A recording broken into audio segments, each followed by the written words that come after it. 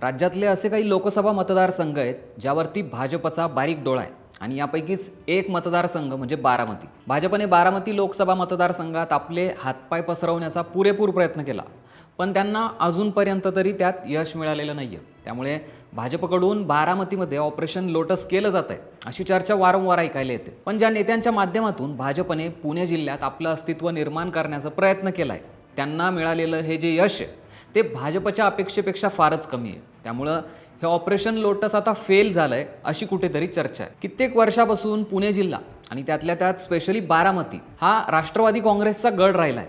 हा गड पोखरण्यासाठी भाजपने दुसऱ्या पक्षाचे काही बडे मासे आपल्या गळाला लावून ताकद वाढवण्याचा प्रयत्न केला. यामध्ये प्रामुख्याने पुरंदरचे काँग्रेसचे माजी आमदार संजय जगताप, भोरवेला मुळशीचे संग्राम थोपटे आणि इंदापूरचे प्रवीण माने यांसारखे नेते, हे सगळे तगडे नेते भाजपने आपल्या बाजूने ओढून घेतले.